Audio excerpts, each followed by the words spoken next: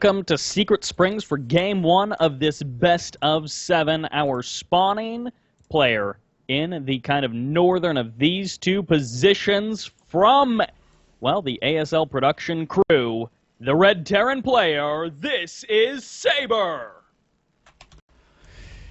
And it is, and his opponent down the bottom left, opening up with a gas and a pool. Really quite aggressive here. It is our purple Zode player from 440 Gaming, Zode. Both of these guys advancing on from the quarterfinals with that 3-1 score. Pretty solidly dominating series overall. But coming in here, Sabre, I don't know that he's necessarily got a quote-unquote advantage, but he is, as you mentioned briefly at the start of the broadcast, he is the defending champion, two-time reigning champ. So can he make it all the way to the finals to contend that title one more time? It's going to be a tough road ahead of him. Zode, a formidable opponent, 19 times master finisher. So he is an absolute veteran of this game from Wall all the way onwards. And he's going to be opening up with very, very fast speedlings here. Could just be a bit of a defensive maneuver. As we were saying beforehand, if there was any cheese to be coming out, we'd expect it to come from Sabre and be in the form of some really fast Reapers, Secret Spring, all this kind of area out for the main base to jump up and down with those Reapers. Makes it very, very easy for them to be a big, big problem for anybody, Terran, Zerg, or Protoss. But having that really fast pool, that really fast speed, would help Zode immensely against them. But it looks like he's actually just going for Zergling Baneling. Could be a bit of a Bane Bust. It's going to be crucial for Sabre to scout this. Yeah, for now, his Reaper is being pushed away. Of course, this is a pretty hefty number of Zerglings. 8 of them were constructed kind of initially, and 4 more are on the way. But there's the Scout. The Reaper does indeed get the view. That is absolutely what Sabre needed. A second Reaper on the way now, and he can start thinking about reinforcing this wall in. He can start thinking about getting maybe Widowmine out. He's going to throw his factory down. I'd kind of like to see the factory even like closer to the wall in to help it. But yeah, there we go. Extra couple supply depots for those Banelings to bust through. But the Reapers are going to get chased down, it looks like.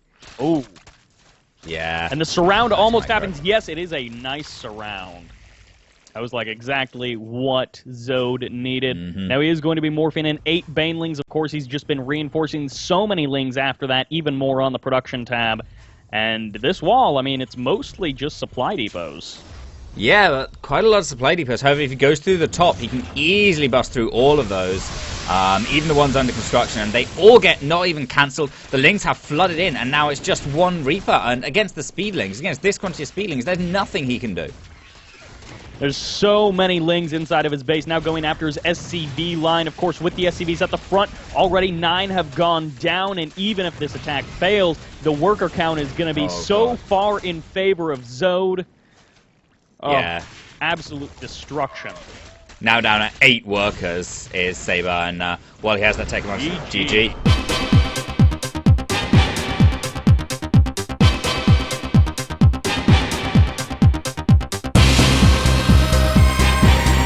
Game number 2.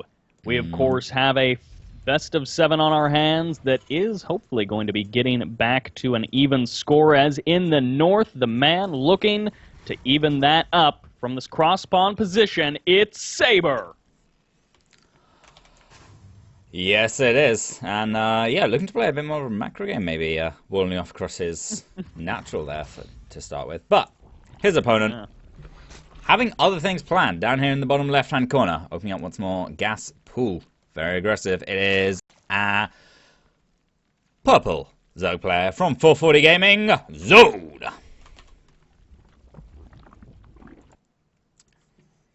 Zode opening up game 1 with that strong wins, showing he's not afraid to go aggressive. And Sabre, I mean, in both games, he's been looking to play macro, and maybe in game number 3 he'll change it up, but I just fear if his plan is to play macro every game and Zode's plan is to cheese every game, this is going to be a pretty short series. Yeah, I mean, there's really one way that dynamic goes. But Yeah, no, I mean, Sabre, there's the possibility he could make a wall off here, but the wall off at the Natra is going to be so massive that if Zode does try and Baneling Bust it, he's gonna have so many spots to just go straight through and tear through anything that Sabre actually, tries to put up in defense. Yeah, especially depending on what sort of structures follow this. I mean, for example, we've got the factory going down in the main, so that's not going to be a part of the wall off. It's mostly, No. although, he is going to be dropping a bunker, so that will give him some nice defensive options. And I'm pretty sure that factory is quite a bit faster. Well, no, I know that factory is quite a bit faster than it was in the other game. No Reapers make for a faster factory, so there's the possibility of Sabre getting tanks out, Hellions out, Hell... Yeah, you can build Hellbats without an armor, can't? No, you can't. What am I saying? Yeah, tanks out, Hellions out, or Widowmines. Any of the units that will come out as factory will be pretty good against this kind of aggression from out of Zode, especially if he throws away lings like that. 3 lings? Nearly 4 lings going out. And yeah, there's the 4th ling. So we're getting very aggressive actually here. He's going to pick off all 6 of the initial lings, leaving Zode with just 2. He doesn't even have enough to make banelings. Not that he has a baneling nest this game. Yeah, and I mean, with those lings being picked off, there's only 4 lings left on the map. And of course, Zode is like, oh, okay, well, I guess I better go back into drones. He's already thrown away quite a few. Yeah. And Zode, after that, he's like, well, I guess I take a, 5-minute 33rd. Yeah, I mean, Sabre's definitely was a little scared by that. He's thrown down his 2nd bunker, which he won't need at all. There's no more aggression coming out of Zode. But these Hellions, there's the definite possibility they can do quite a bit against Zode. He's lost a lot of his Zerglings, and the queen production, because his natural hatch is so late, is going to be much, much worse than it otherwise would be. So he's going to be on about 3 queens when Sabre moves out with these Hellions. Actually, Sabre's going into a tank rather than another pair of Hellions, so that changes things a little bit. I mean, like you were talking about pre-game, we've got the tank on the way, the starport as well. I mean, I'm not saying it's for sure going to be a tank drop, but it certainly is a possibility. That's true. That's true. So, but, like you were talking about, the production of Zode going to be a little bit far behind. He is starting to saturate up that natural expansion just before his 3rd is finishing, and he has pulled everything off of gas, so he's mostly just focusing on that mineral income. He's not necessarily looking to, follow up with a baneling nest or anything like that. So he really, like you were talking about, he really has dropped completely from that aggressive option. Yeah, definitely retreating back into himself a bit and trying to catch up on the macro stakes. A few more lings coming out, and he's starting to work away at these rocks, which is going to help him out a lot, because I'm pretty certain Sabre's going to go for some kind of tank drop now. Wow, 2 tanks I don't think would be the best option, because that's super weak to Mutalisks, but maybe he thinks, like, or he's unloading some marines. He's going to, bring out a few marines with that, which I think is a much better option. But yeah, I mean, 1 tank at home for defense, 1 tank for the drop. And of note as well, Zode didn't see that there was a tac lab on the factory. He didn't see the factory at all, actually. So he might still be making the assumption that it's reactor, just because that's what normally happens. Even though Sabre hasn't actually moved out with any Hellions, it might just be Zode is thinking, okay, well, this is how he plays out normally. Or maybe he is breaking down these rocks as a response to not having seen the Hellions out. We can't know, but breaking down these rocks is definitely the way to go. The question is whether or not he'll get them down in time. And I don't think he will. Now, Sabre followed up with 3 additional gases, but he hasn't quite saturated them, and he does add the tech lab onto the starport. So as this tank is being dropped, the follow-up could very well be Banshees or something like that. He can't lose that medevac, though! Oh, wow. Well, he lost the medevac. Huh.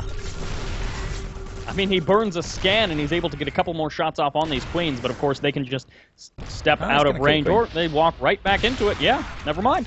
Still not really worth it, gives him a free queen. It's still not worth it, though. The queen for the medevac even is a good trade for Zode, let alone the fact that these tanks and marines are now stuck here and basically completely unable to do anything else unless Sabre sends another medevac over. Yeah. And then he's going to have to pull that from any potential defense. He is starting another medevac, and he does have it sent, or rallied, excuse me, all the way across the map. Now, he is going to be adding on his 2nd factory and his armory as we do continue on in this game. And, of course, He, interestingly enough, actually, he has not saturated those gases at the natural, so he's constructed them, just not really using them too much. But Roach Warren and then the Baneling Nest also on the way for Zode. As well as a huge swell of Lings, and Sabre, I think he should be feeling a little concerned here. This is where his second bunker is going to really come into its own. He's got 3 tanks out, and if he positions them right, and if he sieges them up before the attack, he should be able to hold this. If he doesn't do any of those things, then he's going to be in a lot of trouble. And the tanks are sieging up, but it's a little too late. He's not going to... Oh, he is! He's going to take down every single Baneling before they can get there. The splash damage, though, dealing a lot of damage to these bunkers. And if he can keep the roaches away from these tanks, but now they're getting on top of it, doesn't matter. They've lost too much health. The tanks are going to clean this up, and lovely hold by Sabre. He doesn't lose a single tank. Yeah. I mean, really, the bunker... Yeah, the bunker was like the primary thing lost. He lost the bunker and 3 Marines. That was it. Wow. And, you know, everything that Zode just threw away there. 11 roaches, 7 banelings, and 32 lings. Almost all killed just in that attack. Fantastic here for Sabre. So much was committed to Zode there. Of note as well, that medevac has arrived back across the map and is, you know, aiding those tanks in chipping away. It's going to kill this this extractor before, you know, Sabre can actually... Oh, sorry, before Zode can actually break down these rocks. And, you know, when he does, the lings will flood in. But until then, you know, this is trouble. Queens do not break down rocks fast. Rocks have 3 armor. Queens attack twice. Doesn't go so well. No, unfortunately not for the Queens. Won't quite be working out very well. But back home, we do have that mech force being built up. You did mention Hellbats a little bit earlier. They are under construction, as well as the Thor. But the Spire is on the way for Zode. So as he breaks down these rocks, clears out this tank, and assumingly forces the medevac away, although he doesn't get the tank. A nice save by Sabre. Yeah, especially since the tanks, any of those factory units, if you're playing mech, you want to keep them alive. Everybody says this all the time, and it's true. And to keep that tank up here, he can, perfect timing. Just as the lings get in there, he managed to disengage. And he's just going to play bunny hopping up and down and up and down. Imagine Legs to the Void when this tank actually doesn't even need to de-siege to pick up. Oh, finally goes down. But it's been well worth it over the course of that entire drop, having just the threat it's brought to Zode. Yeah. I mean, overall, that drop certainly kind of paying for itself in the second half after that first medevac went down. Third base being established for Sabre as Zode is going to be saturating his own 4th base, getting that up and mining. And production continuing to kick in as he racks in more and more upgrades for Sabre. He's going to be getting that mech powerhouse up and built. And just now, the Evo Chambers about halfway done for Zode. So his upgrades, a bit late, but he does have the Mutalisks on the way. Yeah, those Mutalisks, there's the possibility they can do a lot. Sabre only has the 1 Thor right now. There are a lot of missile turrets going down, but even so, he's going to need a few more Thors to actually be able to contend with these Mutalisks, and they're going to run to the main base first, and they will be greeted by 2 missile turrets, but they should be able to at least get a cancel on this 4th base going down, and, you know, just generally be very annoying.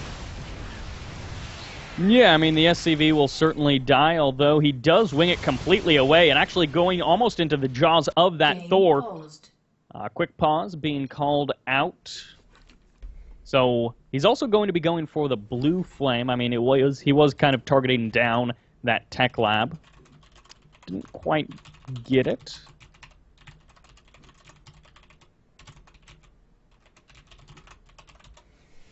Yeah, not quite enough to take down the tech lab just yet. But those Mutalisks, they can keep on kiting away, especially from that Thor. Very annoying. And I don't think he's actually going to be able to cancel his 4th base, but delaying it is incredibly annoying nonetheless. A few of those SCVs in the main have gone down, as well as the missile turret that all have to be rebuilt, especially now that Sabre actually knows these Mutalisks are on the map. He's going to have to commit a lot more to the Thors. The problem is, what I was about to say is he had to commit a lot more to the Thors, and that means he's going to be much weaker against the Swarm host, because that's how Zode play mech. I don't think that's not even true anymore. Thors are really good versus the new Swarm hosts. But just because, they're all flying and they can use their air attack. Plus, You don't really go the new Storm Host versus mech. That's not what they're for. Nobody's really sure what they are for yet, and that's kind of being established. But so I don't know right now where Zode goes from here, especially not when he's already been committing to Lingbane Muta. You can't really, especially on Deadwing, play out Lingbane Muta.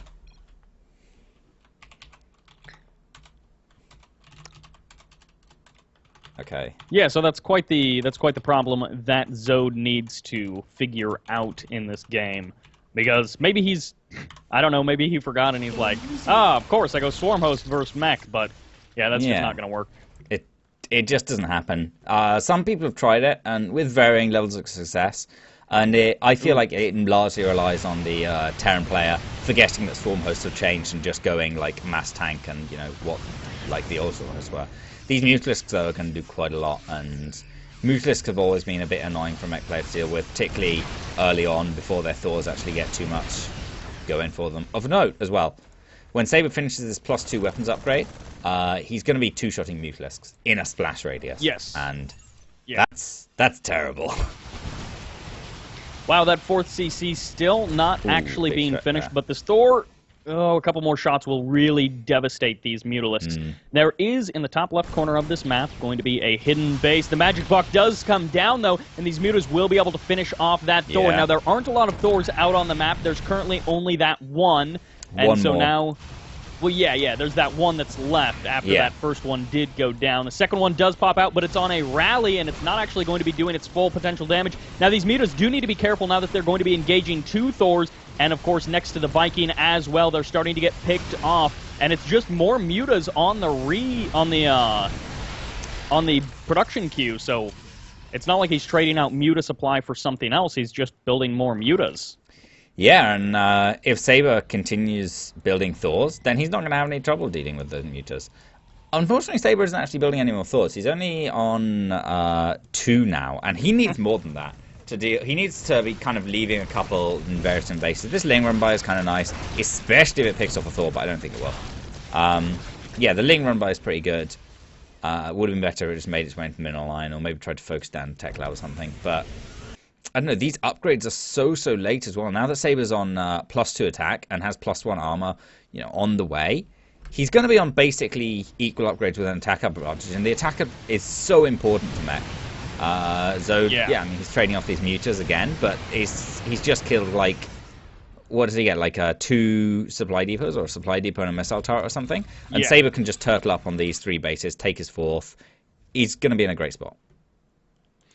Yep, I mean, the minor supply block isn't the biggest deal, and like you were talking about, he may need no more Thors. Instead, his decision was just like, I guess I throw down infinite missile turrets instead of getting Thors. He really is really dedicating a lot of his factory time to getting out those siege tanks, which, like you were talking about, may not work out too well against Zode. But Zode, instead, he's not going Swarm Host. The infestation pit was for the Hive, so he's going to be getting that all up and ready. This explains things a little bit, though. If he goes for the siege tanks and just kind of turtles on the 4 bases, as you were saying to me, possibly off air before, Deadwing, good map for mech for turtling up on 4 bases, and Sabre is getting 3 extra starports on the way. I imagine he'll put tech labs on at least 2 of them. I think we're going to see him starting a lot of Ravens into a lot of battle cruisers into the Sky Terran transition, and the tanks work really quite nicely for that. He won't need the anti-air power of the Thors because they'll have a load of Sky Terran, but these Mutalisks are actually kind of reaching a critical mass. They can definitely fight these missile turrets now, and a lot of these SCVs are going down from the bounce damage. Yeah, I mean, overall, 32 Mutalisks have gone down, but even so, like you were talking about, he's at that critical mass. Even with the repair of the SCVs, he was still able to clean up all of those missile turrets and 9 SCVs. I'm not exactly sure how many of those Mutalisks he just traded out. Certainly it was quite a few. He does the other point is that he does have the base advantage, so perhaps he can afford to exchange some of those Mutalisks out for, you know, a few missile turrets. He's on superior income. He's on 88 workers right now, so I think he's playing all right for a really, really high econ Zerg. A lot of Ling Run Buyers wouldn't be too surprised to see something try and make its way up here. He can't get up here, but maybe into the 4th base. But this is the problem. As soon as Sabre kind of moves down this ramp and positions this army here, He can't attack up in natural, he can't attack in fourth base. He's going to try here, though, and there's even more missile turrets than before, so a lot of these Mutas are going to go down. And these missile turrets, these are cheap missile turrets. Yeah, oh my god, yeah, the PDDs go down, and yeah, Zode has to get on out of there. The Lings getting to the main base is nice, though. They can maybe pick off some production. And most importantly, they're going to see all these starports. Yeah. Now the tech labs haven't quite been added on, so we expect to have for that to happen soon. Sabre most likely just, a little bit concerned with these attacks that have been going on. Hasn't had the time to add on those potential tech labs. But yeah, those Lings, they tried to go into that kind of third base location as where the Mutalisks going into the fourth, and they just got absolutely shredded. So not only did he trade away the Mutalisks, well, some of the Mutalisks, but quite a few of the Lings just straight up died. Now again, it may all end up kind of evening out. Some of the SCVs went down, which isn't the biggest deal because mules at this point are pretty darn good. But yeah, eventually the Zerg can't keep making these really inefficient trades. Yeah, I mean, looking at the oh my god, I just looked at the resources lost. Looking at the resources lost, Wow. 5,000 for Sabre, 14,800 for Zode. And, I mean, Deadwing has a lot of bases, but at some point, Sabre is just going to powerhouse his way through to fifth base, and Zode better have mined out the rest of the map by that stage. He has to be careful. Okay. They do whiff. It's been pretty bad for Zode if they'd hit, but I mean, as it is, yeah, he's just going to keep on going. And these Mutalisks, at the least, they are kind of stopping Sabre from moving out of base, and they're going to get this hit. Oh my god, no, not quite. Okay, boom, that's a lot of Mutalisks gone down. That's a Thor right there with 12 kills, one with 22, one with 12. Most of those are probably Mutalisks. Probably 50-50 Mutalisks to Zerglings, and 71 Mutalisks have gone down. I think Sabre has just misrallied his tanks a bit. Oh my, yeah. That's not quite right. But yeah, 71 Mutalisks have gone down. Just a few moments ago, that number was only 40. So in the last minute or so, an additional 30 have gone down, and of course that's why we see the Mutalisk cloud so incredibly thin. Now tanks are taking a bit of damage. They, again, we're probably just misrallied a bit, but this is so much mech moving out for Sabre. I mean, he's down to 52 workers, so a huge amount of his almost maxed out army is that mech army. Yeah, 147 mech supply right now. Up against 101 from Zode, it's difficult to imagine how Zode is going to make this, especially if these tanks get a chance to siege up. And this is the position on Deadwing. This is where you go to assault this base. Oh my god, though, that's a lot of Ultras, but against all these Hellbats, the Thors, the Baneley's going to roll in, and they do a lot of splash damage, and it looks like Zode might just be able to get through. One Thor left. But these Vikings and Ravens in the sky are going to do okay against the Mutalisks. And it looks like as the dust settles, Sabre, he's got Thors left over, he's got tanks left over, he's got Hellbats left over, he's even got Medivacs to heal up the Hellbats. And what does Zode have? He's got Mutalisks on the Remax, but nothing to stop this mech army. Yeah, Zode was so close to killing so many of the tanks. They were in absolutely low amounts of hit points, but the Hellbats are what survived, and when all of the Ultras went down, I mean, really, Hellbats will do just fine against the majority of what the Zerg has. Mutalisks once again going to be coming in. The Lings actually get a nice surround on that Thor, going to be able to pick it off. There's still a few Vikings in the sky, but are they in good enough numbers? They are in good enough numbers to contend the Mutalisks. And again, the siege tanks, the Hellbats, continue to press forward, taking more and more infrastructure and tech down. Notable as well, Sabre is still at 108 army supply. He's got units coming across the map. He's got Banshees at home, the Remax choice. He's going in Sky Terran, lots and lots of Banshees, producing them 4 at a time. And, I mean, when Zode comes back with Ultralisks, that's, I think, the only thing he's going to be able to clean this up with. The Mutalisks aren't quite... Okay, these Mutalisks can clean up. But, yeah, I mean, the Banshees, they're going to take out everything on the ground. Fantastic against Ultralisks. The Thors, Mutas, no problem. And Zode needs something else. I think Zode needed Vipers. He needed to take that engagement like he did last time. But, goddamn, just imagine. Sabre was back up against the wall, blinding clouds on all his army, and the Ultralisks chew through everything. But that's not what happened. That's not what Zode had. And really unfortunate for him. Yeah, I mean, he's reconstructing the Spire, the Hive, Roach Warren, Evo Chambers. He's just kind of spending a lot of money reconstructing that infrastructure. Fortunately for him, he's got, of course, just crazy amounts of income still. I guess not crazy, but he still has pretty solid income overall. And of course, he did have quite the bank. But like you were talking about, there's still 3 Thors out here. There's 2 on the production time. 4 Thors, yeah. And so he should be Sabre, as long as he doesn't just, sort of move command into a huge army. He should be absolutely fine. If he keeps his wits about him, he should be able to just press on 10 forward. ultras just in the production tower. Oh my. 5 just finished, 5 more on the way. And I mean, The Banshees get some nice shots off. Yeah, but the Mutalist can deal pretty nicely with Banshees. He just has to kind of sit his Thors back a little bit and stop the Banshees from getting in. But actually, there's no detection with this. I'm assuming Sabre doesn't have Banshee Cloak yet. It is on the way, but he's got more time to wait.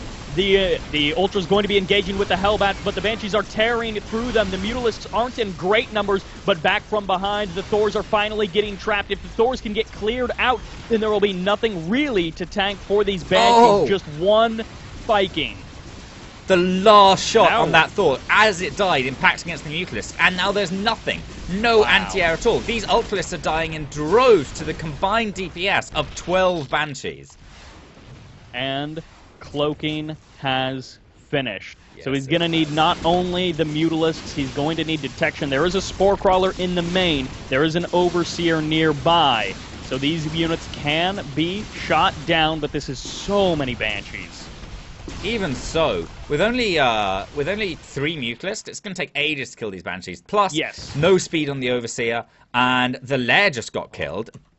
Did he not ever make a hive? He must, he made a hive, but he lost it at the Natural. So that's another setback. If the spawning pool goes down, okay, no, he starts another lair. But still, I mean, if that lair gets killed, this is the 3rd base that's had to be transformed into a lair. And it is one of the hidden ones up here. So there is that going for Zode. But now, more and more Banshees on the way. More Thors coming to reinforce as well. And they're going to take out the Mutalist pretty nicely. The Hellbats just tank for the Thors while those Ultras just get shredded. Absolutely torn apart, and the Mutalisks, GG. That's it. All she wrote, and that is power. Indeed.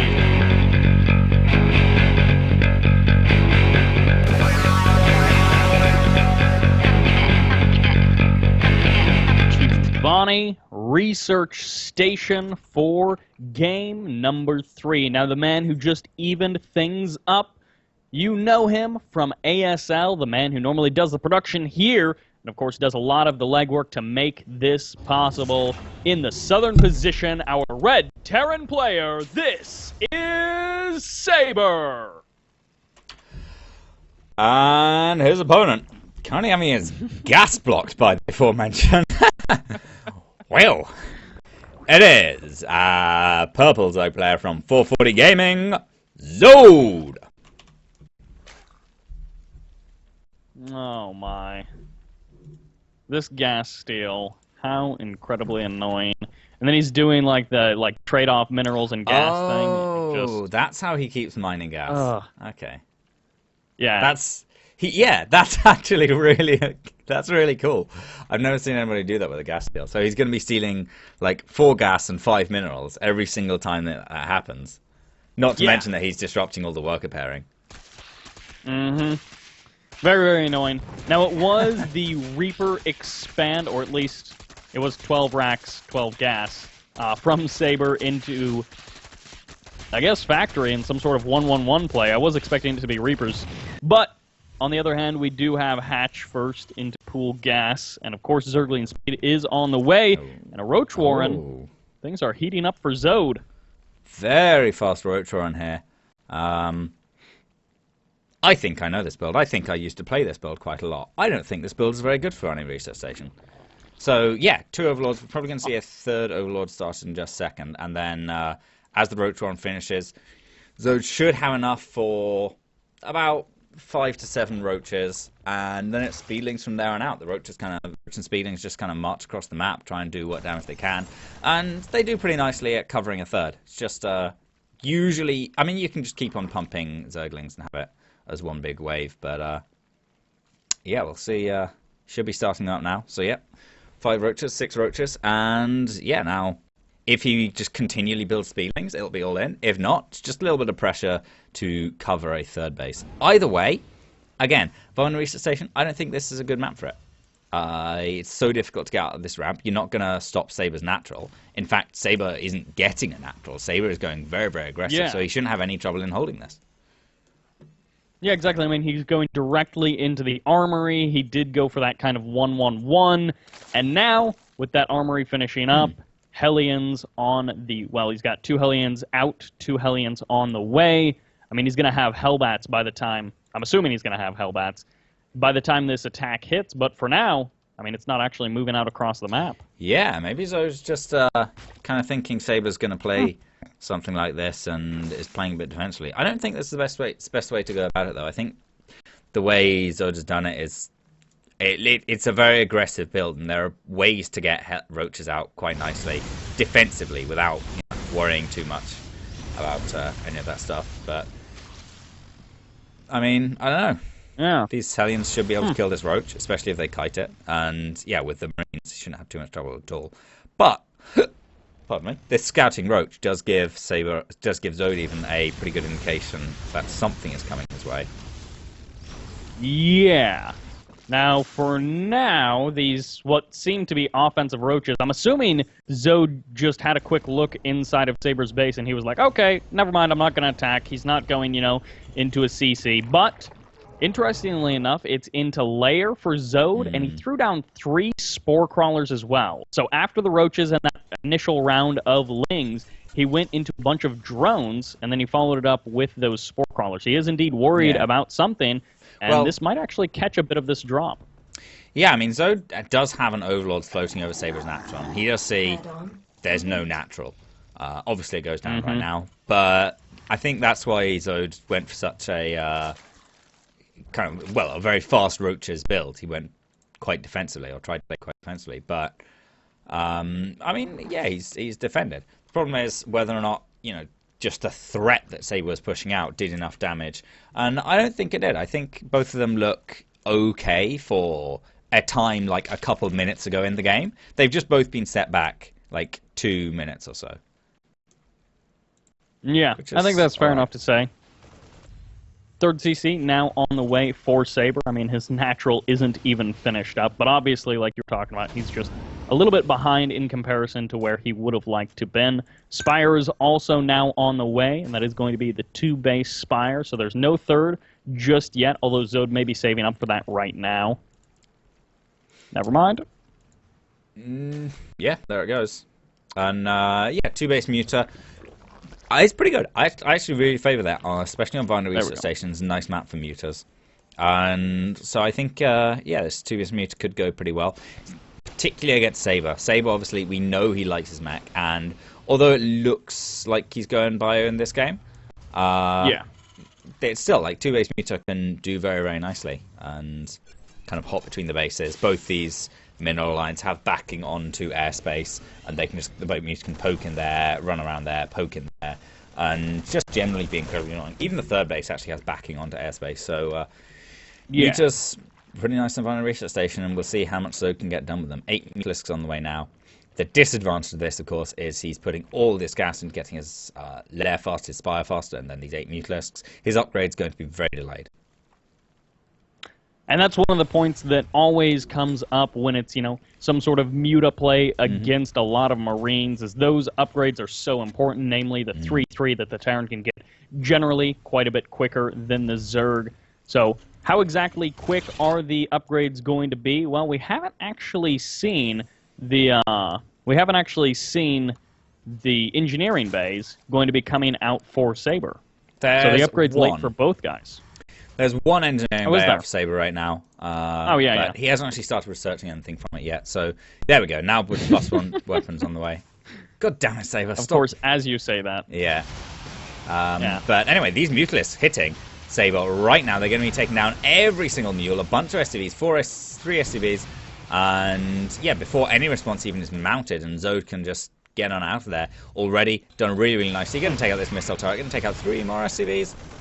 Just 2 more SCVs, but yeah, get on out without a care in the world, and even gonna take down this Viking. 1 Mutalisk. Yeah. Good damage. Very good damage.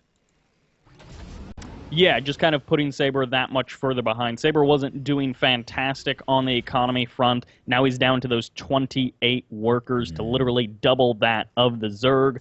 And that's a Zerg who is, on top of that, going to be taking a macro hatch in his main. So he's going to be just hanging around with his mutas. Oh, these Widow Mines. Okay. For a second, those mutas were just about courting death. Yeah, 4 Widow Mines here. Exactly the number you need to kill infinite mutas if you just clump them up too much. But yeah, for now, Zode's going to be pretty careful with those. Drift around here. He has to be, particularly with these low Mutalisk counts, he has to be very careful about turrets. There's an angle here, I think, where he can hit the gas without being hit by turrets, and that's going to be nice. If he can dodge around the turrets and kind of make his way down here, he can hit the other gas, he can hit a little bit of the middle line, he can get into the main and threaten these upgrade buildings. And getting that engineering bay would be very nice, because Zode is just starting his evolution chambers. So, you know, when those finish, he's going to be researching 1-1. And by that time, Sabre's already going to be on +1 with +2 quite possibly on the way. And as you said, 3-3 is typically where the Terran takes an upgraded advantage and starts demolishing a Zerg. If a Terran has an upgraded advantage before that, then the same thing happens. It's just a whole hell of a lot faster. And it can go really badly. Zode, he's panic-making Banelings. He sees Sabre moving out. Luckily for him, though, or perhaps unluckily, depending on how you look at it, Sabre is actually just taking this third base. He's not actually being aggressive just yet. So those Banelings are going to be made in vain for now. But they will find use later. It's just kind of be nicer if they were Mutalisks now and Banelings later. Very true. Now, one thing to kind of commend Zode on is he's starting to get that creep spread out. Of course, given how this match kind of opened, creep spread wasn't on his priority list for the first 8 minutes or so of the game. But after that, he started pushing it a lot more. And of course, creep going to be one of those things that usually is very important for taking good engagements. In this case, he really doesn't care. I mean, he's got a fair number of Banelings anyways. Oh, he has to be so careful with these Widow Mines. Yeah, that's a pretty decent hit. It's going to take out quite a few of those Lings. Oh, that tank is protecting all the Widow Mines. So he's actually just going to run straight past him. One of them gets a pretty decent hit on a lot of those Banelings. But now as they crash forwards, 3 siege tanks doing all they can to stop to bait the tide. But a really big Baneling hit in the back there. And it looks like Sabre just has enough with 5 siege tanks to hold this off. And his defense has been so good throughout this series. Yeah. The 1-1 upgrades, that's 1 attack for Bio, 1 attack for Mech for Sabre, certainly coming into a play there as the +1 Carapace isn't even finished for Zode. He is, of course, going to be getting that finished up, hopefully before the next engagement, as he adds 32 Lings onto the production tab. But Sabre has bought himself a bit of time. He still is, I mean, now he's up to 45 workers, but at least he's got that triple orbital landed, like you mentioned a minute or two ago, and he's got the power of those mules. Yeah, absolutely boosting his income, as we see right now, by about 1,000. Oh no, that is Zode's. Okay, Zode's mineral income is actually higher than Sabre's. Wow, that's impressive, especially given the power of mules. So, yeah, I mean, Sabre's going to be able to catch up, but right now Zode's sitting pretty on 80 drones. It's going to be all units from here on out. Sniping these tech labs is very, very nice. One Thor is going to make its way out, but it could get Magic Box pretty much as soon as it starts. No, he's just going to back off. Oh no, he is going to go for it. And this is a little bit of a risky proposition with a couple of Marines as bystanders, but he does take down that Thor, and that's crucial at the minute, because Sabre, with no tech labs on factories, those Thors are gold dust right now. He can't replace them, at least not for a little while. Yeah, I mean, he's just producing Marines out of the 2 racks that have tech labs on them, so potentially he could have picked up those factories if he just wants to make Marines with those racks. Now, Muta's going to be swinging back in towards the front. They do get pushed away there by the Thors and the Marines that are near, and Infantry level 2 just finished, which will give again, just maintain that +1 attack advantage that Sabre has had. Mutalisk's pushing back in, sniping once again the tech lab, but the Thor's already started, so that's nice for Sabre. He's going to be able to get that out. Yeah, he will get that 1 Thor, but, I mean, sniping those tech labs, if Zode can do that every single time a Thor needs to be made, he's going to make a Thor take, like, I think 25 seconds extra and 25 more, which is just, it's so annoying as well.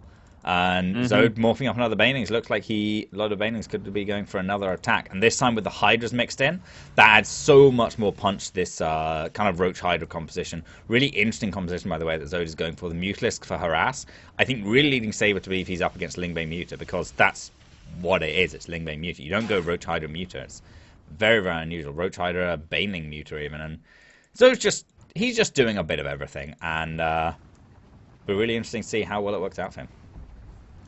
Yep, the good old build one of just about everything build. However, as these units are going to be getting into position, there's quite a few tanks. Not all of them are sieged up, but of course, if Sabre is on top of his focus firing, we could see a lot of these Banelings be reduced to nothing. Now, like you were talking about, this Roach Hydra isn't something that's necessarily mixed in with the Baneling Muta, but he's starting to move in. A pretty nice concave from Zode. Mutas do lead the charge, going to be targeting down the missile turrets, but in come the Banelings. They're doing not that much. Fortunately, there's quite a few of them, and most of this is just crashing like water on rock with these siege tanks doing so much damage from the back. Yeah, these siege tanks absolutely the backbone of holding this, and they're all, pretty admirable kill counts now, especially when you consider that this is Roach Hydra, mainly. Roach Hydra and Banelings, these are all expensive units. And yeah, to have them just crash against a line of siege tanks like that is not good at all. Sabre lost a lot of kind of ablative mutant meat in the form of the Marines and a few Hellbats maybe and one or two Thors, but these siege tanks stay alive. He can continually hold this with a backbone here.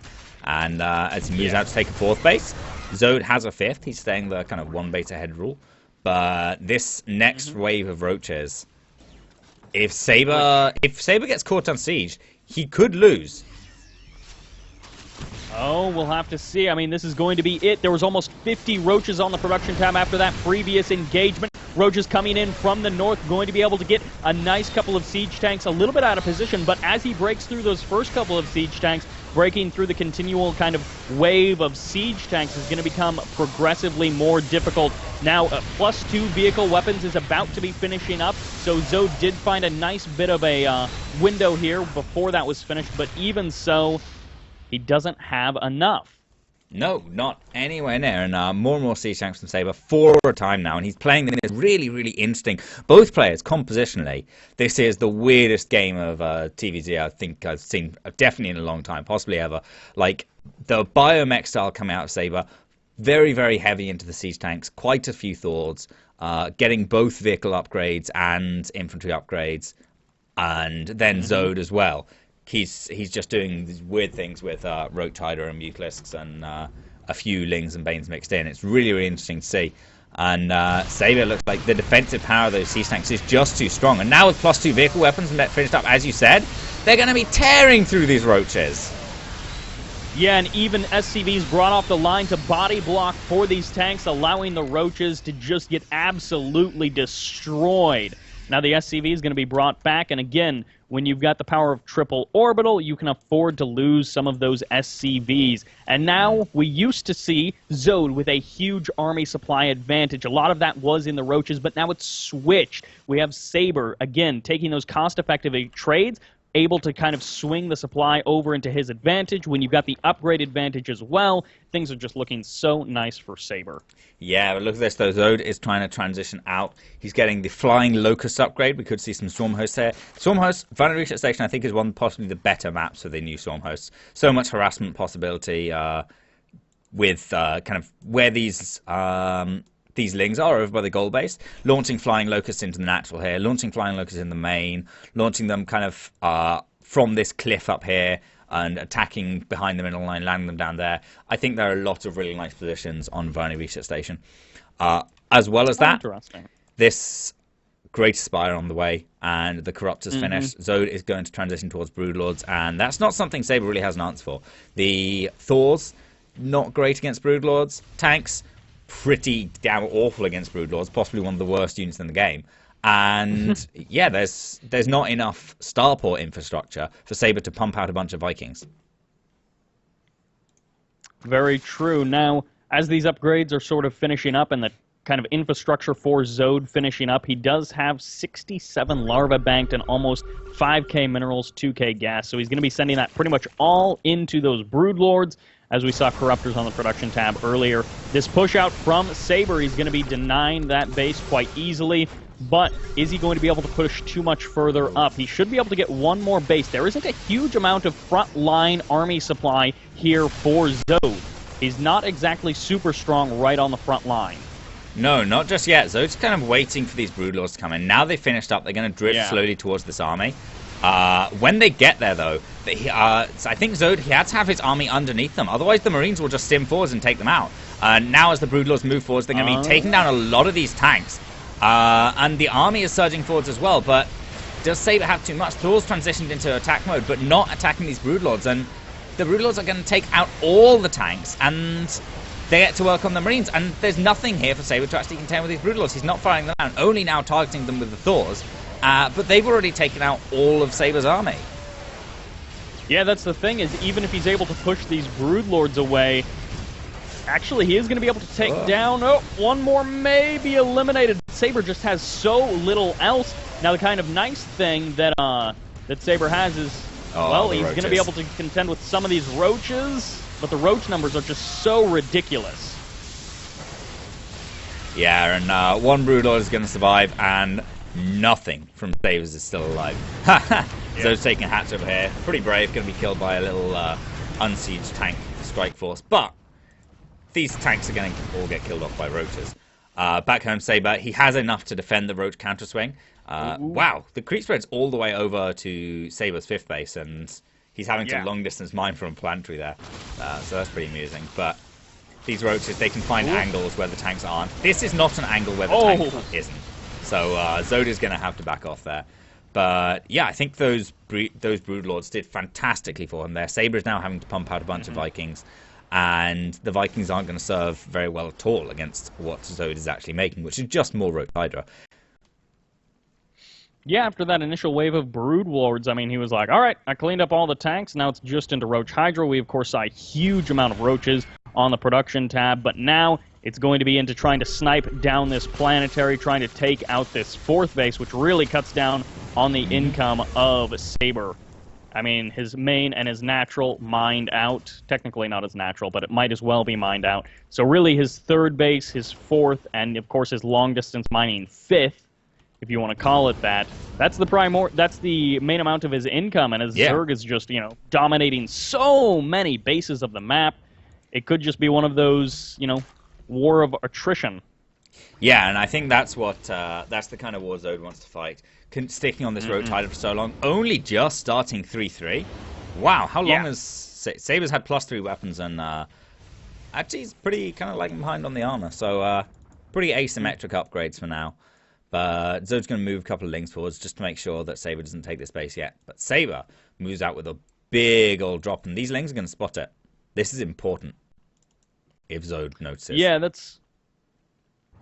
Zode, well, he is moving over that side with Roach Hydra. Of course, Roach is notoriously bad at shooting up, but these Hydras, if they catch even just a couple of medevacs, it's going to be so many resources lost. But fortunately, Sabre does notice as well, pulls the medevacs back, and like you talked about, it's kind of asymmetrical on the upgrades tab, but he has maintained that nice upgrade. As the game goes on, his upgrade lead is going to just disappear, and then Zode will just be in such a better position overall.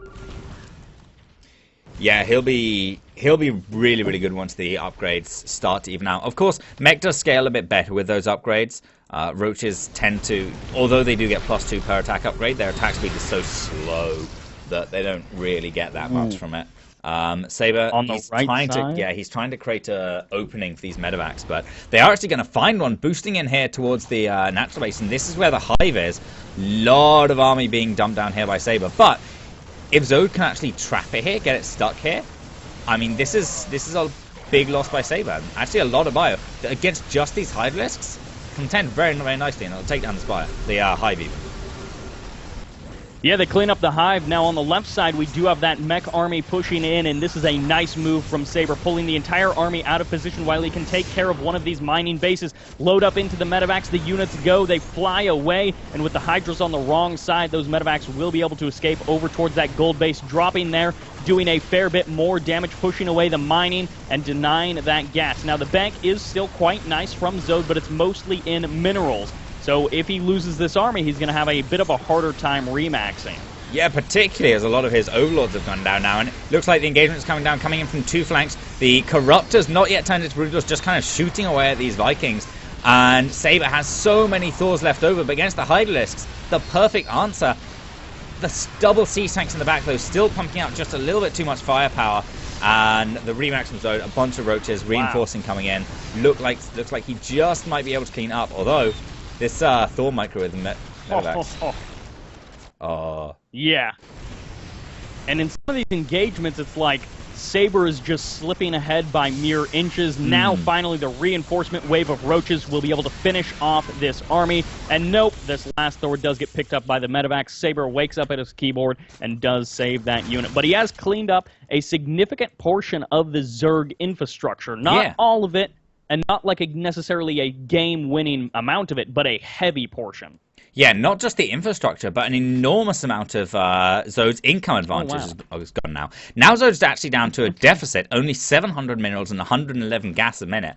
And he's having to retake 2 bases at once. Actually probably worth retaking this 3rd base, despite the fact there's not many minerals. There's still a good, like, 400, 500 gas in there.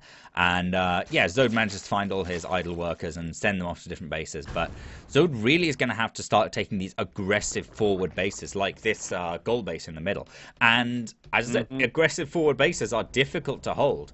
So it's going to be tough to actually keep on, keep a hold of that and stop Sabre from taking it out. But as these bases do start to finish up, looks like Zode's going to stabilize on his income a bit more. And Sabre still can't take a 4th base because there's creep on it. Or 5th base even.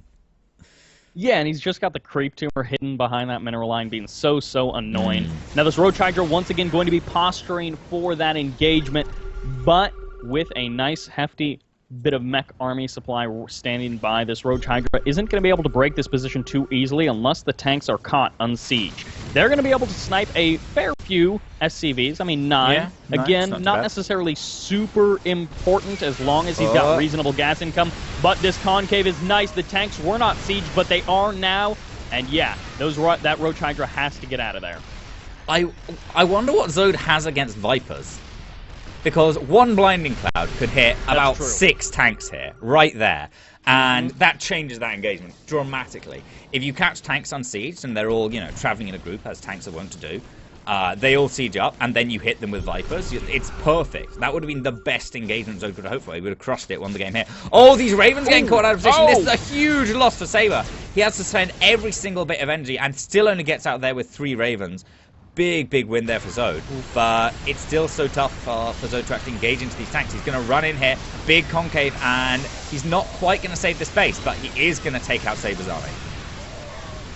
Yeah, and that's kind of the nice reset button, able to finally crush that army in a far more convincing fashion. The Ravens trying to do what they can, and even the kind of reinforcement line of tanks did get absolutely smashed there. And now Sabre, he's at a bit of a lackluster army, but I don't know if Zode might have enough to just push in here and do more damage, but it's going to be close.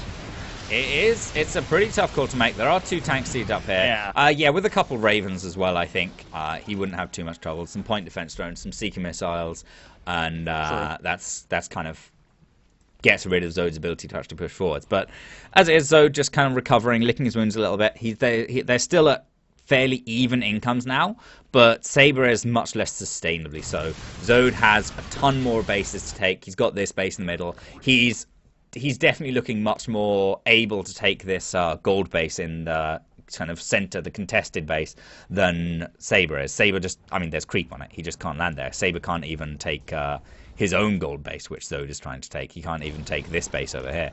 And, yeah, is the creep finally going to be cleared up? Is it going to happen? No, he misses. There we go. Okay. It happened. It happened. The dream's alive. He knew it was somewhere around there. Oh, the Hydras, I guess they pick off 1 more of those Ravens. Do a bit more damage to the one that escapes. But yeah, again, walking a lot of those Ravens into that's so much gas down the drain. And when you're Sabre, you have such little gas and the minerals left over. That really does matter. Now, the sort of nice thing is that as he's going to be taking this, well, almost going to be taking this 5th as soon as this creep clears. That is a full amount of gas on this base, so he's going to be able to sustain, another 5,000 gas. That's going to make a big, big difference. Zode's getting tunneling claws for the roaches, and just an aside, how many roaches do you think have died this game? I'm not going to check that, but I'm going to guess 150? 193, as of, just before that roach died. But Zode moving in again. I think this is a bit of a mistake. He can't overcommit too much to killing this base, and he is going to back out, but not quickly enough. The Seeker missiles, kablooey. Those were some very nice impacts in this last little group of Roach Hydra. I mean, they can contend a little bit, but they can't stick around for long. No. Fortunately, Zode pulls back there. He's falling once again behind in the army supply. And, I mean, with only 36 workers, this is actually kind of sad at this point, just because he has such little bank. Yeah, and both of their incomes have been shattered down. But Sabre, with the Mule Hammer, currently sitting at like 3,000 resources or minerals income in a minute. So, I mean, his minerals are fine. He is going to be able to build base after base after base, Hellbats and Hellbats and Hellbats for days. Yeah. And throwing down 2 more bases. These are just going to be orbitals or planetaries for defense or macro, whichever, he actually goes into. And Zode, I think going down to about 40 workers, as he is on now, is the right decision at this stage in the game. But the problem is, Sabre is starting to get up a big mass of Ravens. He's starting to get up a bunch of Banshees. And these are all units that Sabre uses so well in the late game. Ravens, a fantastically powerful supporting unit. And Banshees, I mean, Sabre won the last game with a ton of Banshees. And he can do so well with them. They're fantastic as harassing units. They're like Mutalisks, but invisible.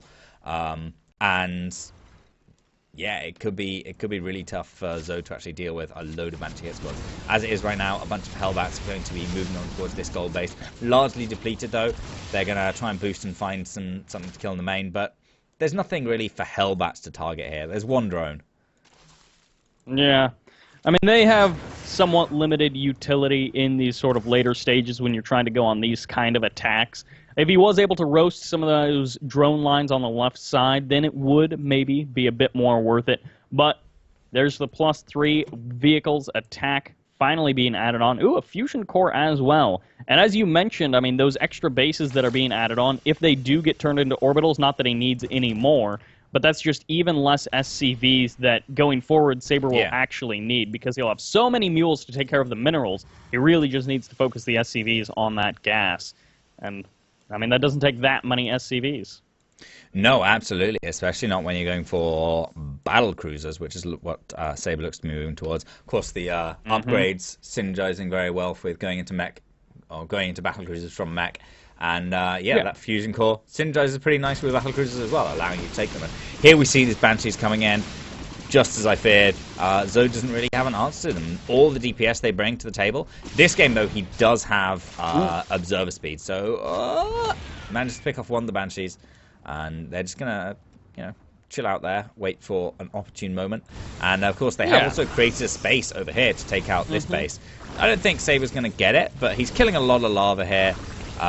Damn, he's killing a lot of lava as well, and just generally kind of testing Zode. Creating space for these Banshees to move in here and take out an extractor, take out these eBays, which are kind of useless, but, dead stuff is dead stuff. Maybe could help in an elimination race.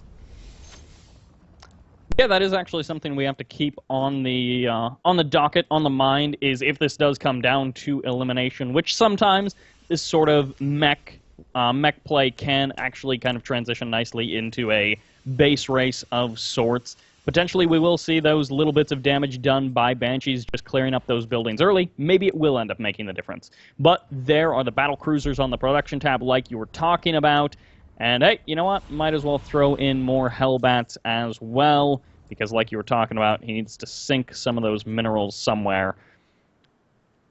Yeah, and Zode actually, he has got a couple, or he's got +1 air upgrades. So the Corruptors are going to be doing that extra bit of damage to battle cruisers, but he's going to need quite a lot of those Corruptors. And Zode's actually moving in now with a bunch of Roach Hydra, but it all kind of goes in single file. But this is a critical base for Sabre. He cannot afford to lose this at any cost. This is his last mining base on the map, really. And it does go down. That's a huge, huge loss as the rest of his army moves towards worth just about any cost. However, luckily, Sabre does secure this gold base down to the bottom right. So it's not all game over for him just yet. And of course, you know, he's got CCs all over the map. He's going to float out his natural. So he's still got the main CC he can float out. He's got the natural CC he can float out. Both of them on full energy, by the way. So the Mule Hammer's about to go down. As soon as this base lands, it's going to be, you know, padoosh. Yep. And as long as he keeps reasonable gas income, then he should be able to continue to power out these battle cruisers. Now, as we can see, armies are starting to climb, but Sabre's is looking pretty strong, and as Sabre's already proved in the last couple of games, he can take some extremely cost-effective trades with that mech composition. And of course, as Artosis likes to say, mech is the most cost-effective unit composition in the game. Now, up in the top kind of left corner, those Banshees just kind of floating around may end up going back in for a bit more damage if we see a big engagement where the entire Zerg army is pulled out of position or pulled down south. Potentially those Banshees could sneak in and do some damage, so that's something Sabre has to keep in mind. Yeah, definitely a lot of this tech up here. The Spire, Great Spire, Roach One, any of these being taken out would be a big blow. And yeah, the Banshee's very able to do that with her high DPS. Zode now actually moving forward with just a little hit force of Broodlords. I think trying to lure Sabre out of position. These tanks are going to be adding more damage than they really help. And as Sabre comes in with his big force, Zode is perfectly positioned to actually run in and try and sandwich it. But he's now underneath the Broodlords, but Zode pushes in. Does he have enough Hydralisks to contend with this Air Force, though? I don't know. The tanks are raining down death on absolutely everything, and the Ravens, all these point defense zones, they only last 20 seconds now, but 20 seconds is more than enough for Sabre to demolish this Roach Hydra army. Wow. GG. That absolute crushing engagement.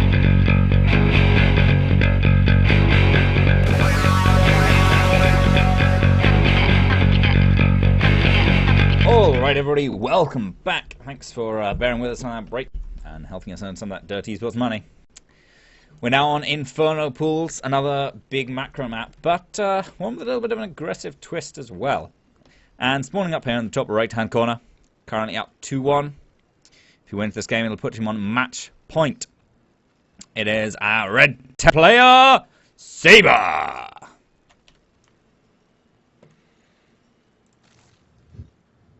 And on the opposite side, at least horizontally, we do have from 440 Gaming down 1-2, Zode.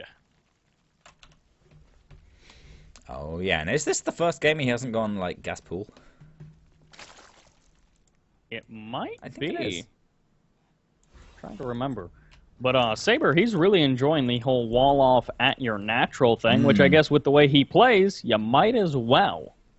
Yeah, I guess so. And on Inferno Pools, it's both, you know, it's great and it's terrible because that natural is so large that you need to be getting to, you know, starting to wall it off as quickly as you can. But on the other hand, it takes long to wall off, and if they get through it, you got nothing. If Zode had gone for a big... if he had gone for gas pool and figured out where Sabre was very quickly, I think Sabre could be in a lot of trouble, particularly with the CC first. Luckily, as I said before, I think for the first time, Zode has gone for that hatch first. So, yeah, hatch gas pool, hatch pool gas. I think hatch gas pool. And, yeah, it looks like everything's going to be coming up okay for Zode for now, as Sabre gets his barracks up as well. Now, of course, the other consequence of the very wide wall is it's generally got a couple of weak points, and if we end up seeing a lot of gas investment coming in from Zode, which, I mean, thus far we're not seeing, but the game is still early, the night is still young, and we can still see some sort of big Baneling attack. There's lots of weak points in that wall, potentially to be broken down by Zode. So Sabre, we're going to have to watch carefully exactly what he decides to add on to that wall. Just, you know, could be bunkers, could be more production facilities. He's probably going to need something, though, something extra. Yeah, I mean, certainly if a Baneling attack does come out, I don't think we're going to see it anytime too soon for Zode. But I think, you know, it could come later on. However, typically, with a wall at the natural here, you'll see, like, a bunker and a bunch of supply depots, rather than a barracks and a bunch of supply depots. So I guess it is technically better. And Sabre actually making sure he gets that wall down as quickly as possible does stop one of his SCVs building to build another depot to then take an SCV off the wall off his mining to finish off that depot. So a nice little trick just to make sure he gets his wall down as quickly as possible. And then the factory down about as fast as he can off a CC first. Yep. Now the baneling nest is being added on. There aren't any additional gases being taken just yet, but we are seeing the lings on the production tab, not drones. So we got up that second hatch, but thus far it's not for the mining, it's just for that extra production. And with this many lings, Speed is going to be finishing up rather soon. They can charge directly across the map, and we've already got our first 6 banelings on the way. Yeah, we have, and no bunkers here for Sabre at all. This could turn out really, really badly for him. It's looking a bit worrying. I don't think he's going to be able to hold. And particularly with no fallback position, he can't just wait up the top of his ramp. Once this wall is down, that's it. And this wall will be going down as Zode charges are forwards. All the banelings go down the depots, and these 4 Marines are just not enough. Yep. Absolutely decimated there. The wall at the top of the ramp does not get established. Instead, the Zerglings are leeching upon these SCVs, taking down all of those that were initially brought off. The GG comes down, and Zode...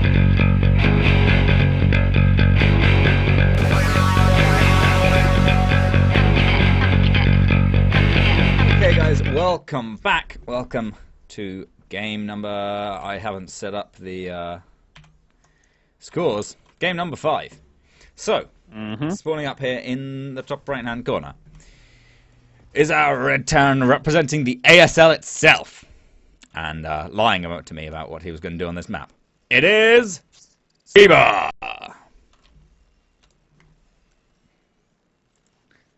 And in the southern spawn position, going for that hatch pool, thus far gasless.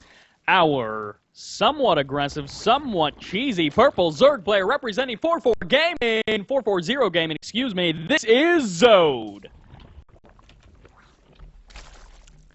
Yes, it is. And Sabre, again, this is like kind of just being annoying with his SCV, kind of poking the hatchery and poking it again. And this is the most annoying thing. It's completely pointless, and as a Zode player you're like, well, I mean, just stop it. But you do get that little command, or that little voice over that's like, you know, our base is under attack. Yeah.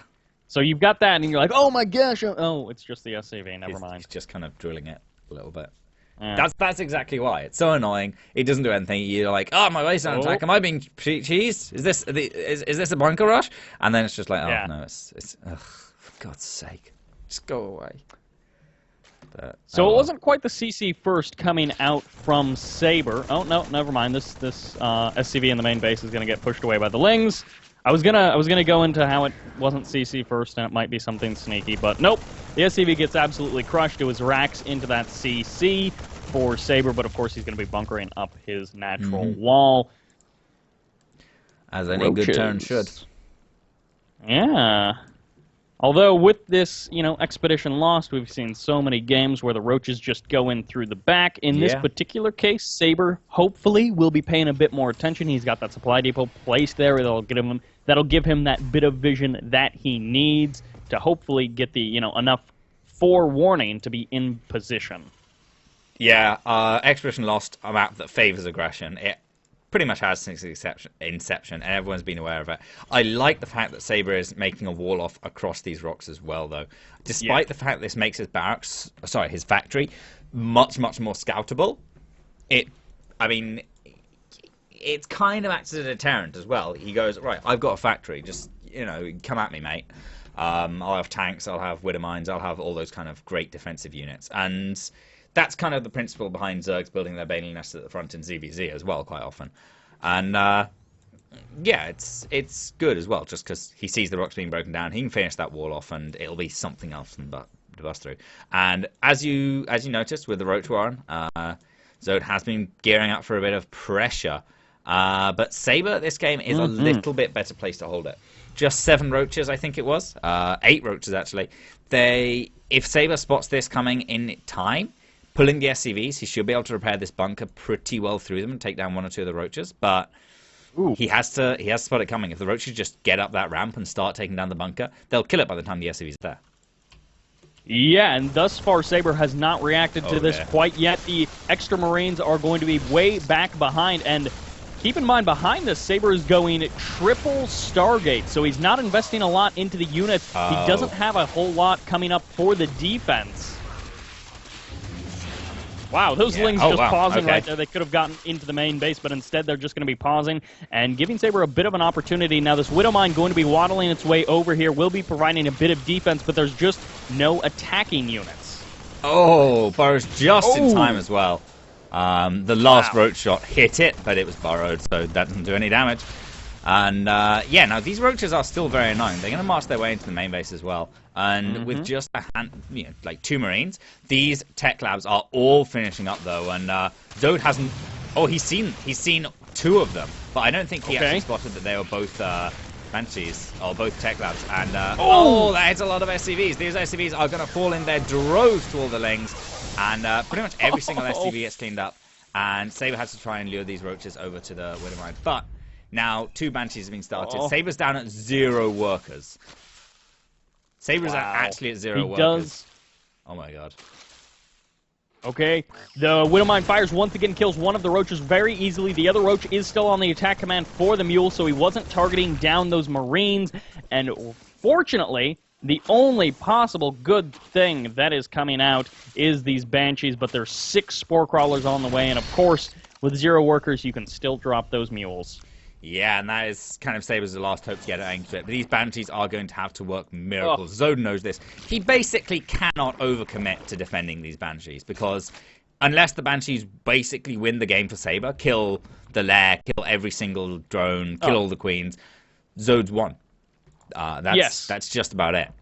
But you know, if they even get good damage for Banshees done for Sabre, then that's not good enough, because he's just now getting back to 4 workers. This will be a bigger comeback than, I think, MVP versus Tefl was the game. And that's going quite back some ways. But, yeah, I mean, in the main base, we've got Overseers here, Queens waiting on the defense. The Spire will be finishing up momentarily, which still, it'll take the Mutalisks a bit of time to get out, but it's not like Sabre has the income to get out cloaking to match up with these Banshees. So it's not like they can cloak and escape. Just so many things going so well for Zode. That attack was such a good idea. It wasn't necessarily an all-in. If it had been, that would have been absolutely fine, because he did devastating amounts of damage. But, I mean, after this, he's still on 47 workers. He's got that 2 base. He could be taking a 3rd whenever he wants. Yeah, and I think the Widow Mine really clinched it. The Widow Mine shot that reduced all those SCVs down to 5 health. The Lings just ran around one-shotting all of them, and it all went downhill from Sabre from there. Every single SCV dead. And he's beginning the comeback, but these 10 Mutalisks, he can't deal with that. The Mutalisk will arrive in his base, and he will lose the game. There's 0 anti-air out. Did that 1 Marine survive? No, not even 1 Marine. 2 Widow Mines is the only things that can shoot up, and those will maybe kill 2 Mutalisks, and then Sabre won't have anything else for 40 seconds. All his SCVs will die again. Very true. Now, of course, these Mutalisks. GG!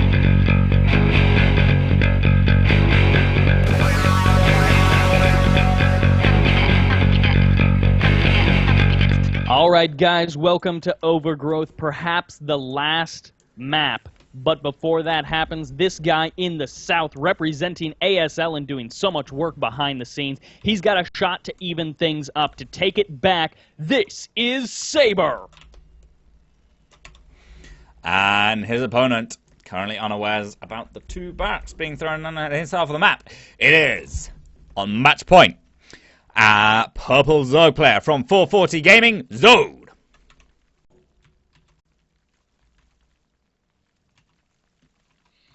And that is a hatch first. Ooh, ooh, ooh. A little bit uncharacteristic of Zode. We've seen it on, I think, 1 map so far, on Inferno Pools. Or did he do it on the last map as well? But no, he didn't. He went back to his return form, and it's not going to match up well against Sabre's build. Zode sees the SCV going out, but he sees it as like a scout. This is normal scout timing, so he probably doesn't think much of it. But this third SCV coming out is excellent for Sabre. It's going to give him an opportunity to just throw down a bunker here or here, probably here. And yeah, he's going to bunker up, possibly even on the high ground, or just get the scout off and figure out what he's up against. He already knows it's CC first, and actually, that's a very backwards bunker for, you know, knowing he's up against CC first. So, yeah, we'll see how Sabre goes about this completely, but to have the bunkers down before Lings have even started, before the pool's even done, is great for Sabre. Yeah, and that's the... Okay, so with the hatch finishing, finally the bunkers are in range, and Zode is very much aware of what just happened. He is going to be pulling one extra of his drones off the line, turning it immediately into a spine crawler. A second spine crawler wouldn't be a bad idea either. But of course he has to be actually going to be... Alright, that drone is a sacrifice. Nope. Yeah, I think bit of a missed click. I think he wanted to try and get a drone out and sneak it out, maybe find out where the bunkers were, maybe just try and get a hatch down at the goal base, but... I mean, he underestimated. Sabre is going full on with this. He's got the full wall in off across this natural base, and one spine crawler is absolutely not enough. Yep. Now this hatchery is going to be targeted down. It's getting lower and lower on health, just passing down below 700 and below that half mark. But the spine crawler on the top, he can kind of afford to lose this for now. If he takes much more damage than just losing that hatchery, he's going to be in a very bad situation. But his hold at the top needs to be so good. Yeah, I mean, he's going to hold it at the top. Sabre's hasn't built too many Marines. He's only got 8, actually. Okay. But 2 of them are going home. Okay, this is fine. He's only got 6 Marines up here with these bunkers. And... yeah, he can't bust up this spine, not with the Lings there, not with the Queens there. And yeah, so this is all the damage he gets done for now. However, this is more than enough. Zode is he's gonna try and bust through these bunkers with Banelings, and that's gonna be 4 Banelings, take out the 3 bunkers. The Marines are gonna stay alive. There's gonna be another bunker there, another bunker there, and it's gonna take so long for Zode to actually clean this all up. And back at home, Sabre's got a walling up. He's going to throw down his CC on the low ground even. He's that confident, maybe a little overconfident. These barracks actually just continue producing Marines because Sabre knows that Zode can't bust through this, not yet. His first chance, I think, the problem is, if Zode is patient with this and he just kind of shoots down from the high ground to the low ground, then he's going to bust it. He's going to break through it eventually. But that's going to take him a very, very long time. And every second he just kind of calmly, patiently tries to break through here is a second where Sabre's getting up more workers, getting up another base, getting up, his gases are going to come down pretty soon. His factory's going to come down. These barracks, one of them's floating back, one of them's floating here for high ground vision. Fantastic. Then he won't need to keep spending scans and can start actually, attacking this stuff that's hitting him. And, it might come a bit too late, though. Yeah. Now, of course, the nice thing is, like you mentioned, that CC is already being established. It's nearly going to be completed. And, I mean, Sabre did send those 6 Marines back home. So even when this does get busted, if everything goes down, he will still have that small contingency back at home. And that'll help him just kind of transition and survive a little bit longer. Barracks could be sent back home now that the first bunker has been destroyed. But Lings are going to be going for the full run by. They just completely ignore those bunkers. They're not going for a surround. Instead, they're just going to be, of course, going for the counterattack. Back at home, it's a full wall off, though. And with these 6 Marines, this small contingency of Lings is going to have a very hard time doing anything. Yeah, they can't really break through this this wall here, and that's it. That's all she wrote. And yeah, back at home, Zode still hasn't broken through these bunkers. His spine crawler burrows, but it's in range. Going to stop it. That should get it, I think. And I mean, that's going to help out a lot. But Zode's building a bunch of Banelings. If he just spends them on the bunker, then that's fantastic for Sabre. If he spends them on something that isn't the bunker, then I mean, there's no way he busts through this wall cost efficiently. Yeah. With those 3 racks there, the Banelings are going to be funneled down to that one supply depot, and that will just be a very nice choke point for Sabre.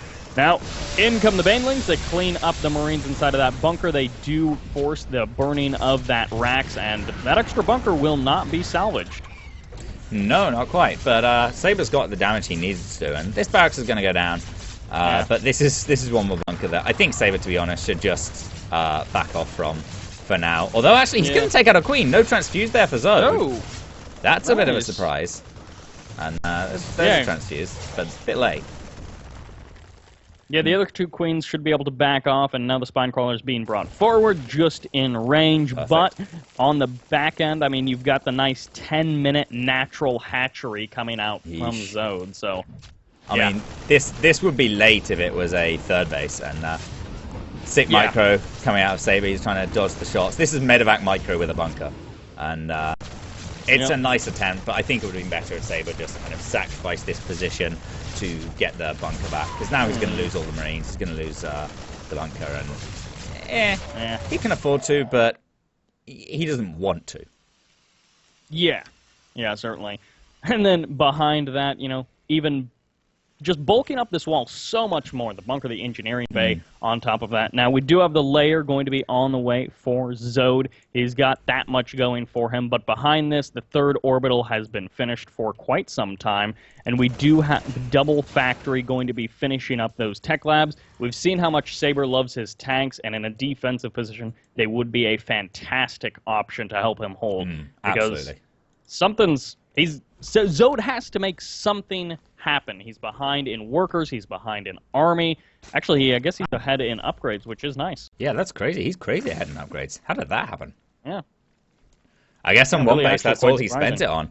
He's going to be starting his 2-2 as Sabre finishing up his... he's going to be halfway through his 2-2 as Sabre finishes up his armories.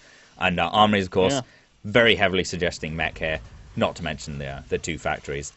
And that's going to carry him through quite nicely. But again, these are upgrades for melee, and Sabre is playing mech as Sabre typically does. So I don't know if this is a mistake from Zode, or whether he knows some secret about playing Lingbane Muta versus mech, or what he's going to do, because it's going to be so tough to actually make it work against all the siege tanks, all the Thors, all the Hellbats that Sabre will have. Actually, I'm going to rescind that slightly. I think Sabre's going to play the weird kind of biomech style that he brought out on Violent Reset Station. Yeah. I mean, with the addition of those, one of the reactors and the extra couple of tech labs, it does look like it's going to be into that. Now, kind of the one, I guess, caveat, or the kind of thing that we could say in the defense of Zode is he did see the extra barracks at the front, so him thinking it's going to be more of a bio play is not that far out. But like you said, it's going to be into those mech upgrades for Sabre. Now the third base finishing up quite nicely for Zode, of course, for now. Not going to be a whole lot of workers, but he is transferring them over there, so he will have that up and running relatively soon. Overseer flies completely in for Zode, gets a pretty darn nice scout off, and he sees pretty much everything, so he's actually going to know, oh, okay, this is that kind of weird biomech style that Sabre does. He's going to have a pretty good read on that, and as a response, drops down that fourth base. Yeah, but I don't know if the fourth base is a great response to this. I mean, the mech against mech, sure, you go, yeah, well, it's mech, I'm just going to take an additional base. Pretty much at whatever stage you scout it. Sometimes two. But the biomech, Sabre is putting on aggression. There's these medevacs full of units coming over to Zode's side of the map, and I don't know, I mean, there's a great angle here. Even though Zode does have the Lingbane kind of ready in position to try and intercept this, I mean, yeah, Sabre's still going to be able to unload. He's going to be able to trade off these Marines pretty efficiently if he chooses to. Or not. Yeah, does decide to back off.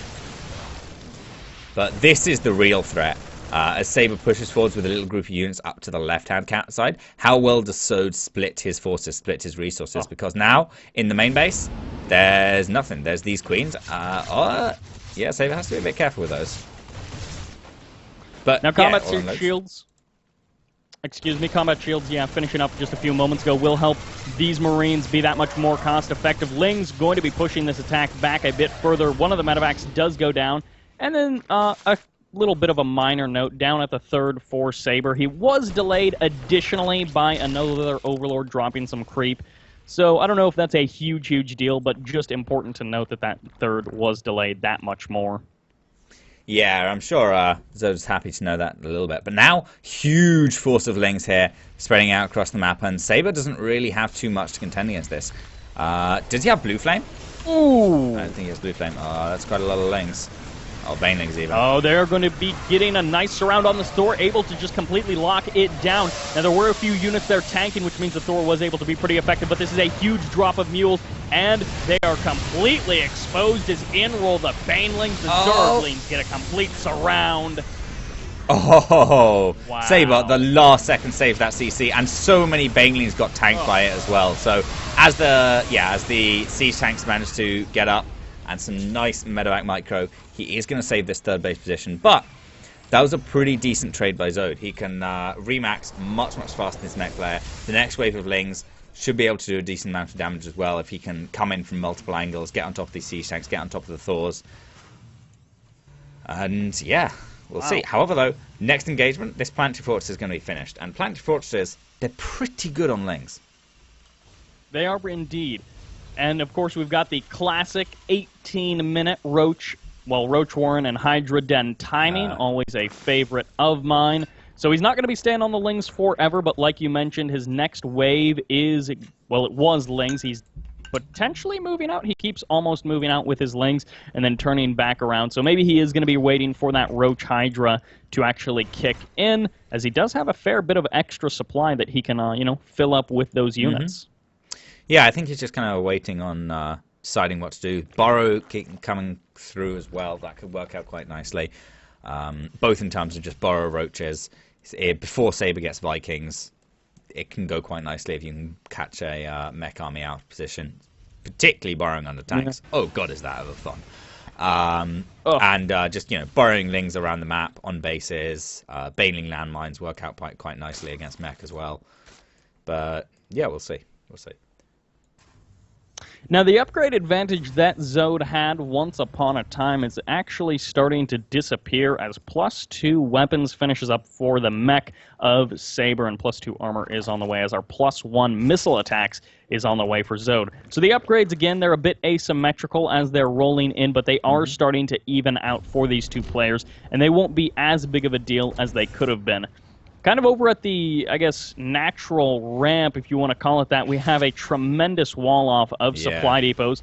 Going to make that a bit of an awkward place to engage for Zode. Potentially, if he just runs in there, he's going to have to be careful. Kind of forces the units over towards that right side. And, of course, with siege tanks being able to rain fire down in a huge area, we could see some particularly cost-effective engagements from Sabre.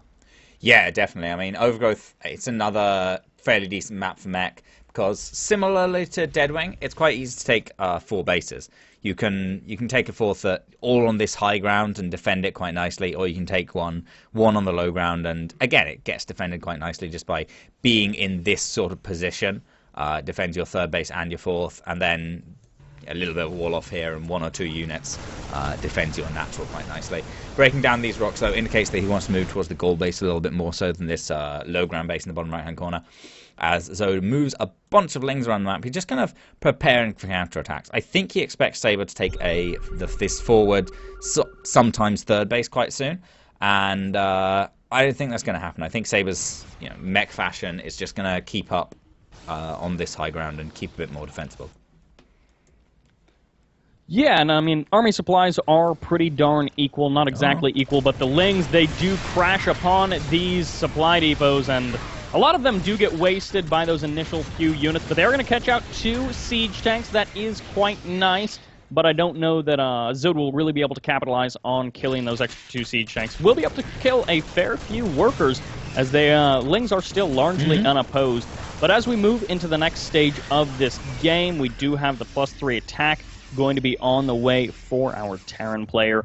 And just now, well, the Hive did finish up a little while ago, but we do have the Greater Spire on the way for Zode just a few seconds ago.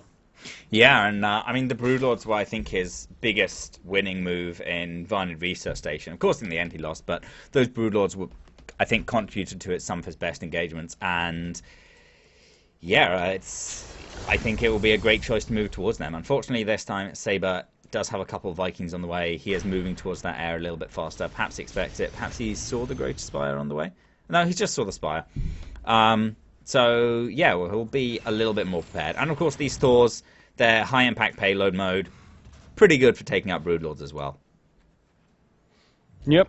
Now, as you referenced before, we do have that fourth base nearly going to be established for Sabre. He's just going to be landing it in a few seconds as he cleans up some burrowed lings. And then we do have the gold also being taken. Now, Roach is going to be starting to poke on kind of that left side, but this is definitely not the full strength of Zode. He's just poking in, seeing what he can. And Ultralisk Den also being added on, so some additional late-game options. And the army of Sabre is largely pulled out of position. This could be capitalized on by Zode as he moves towards that gold. Yeah, but there's just too many siege tanks in. Set up a lovely concave by Sabre as well.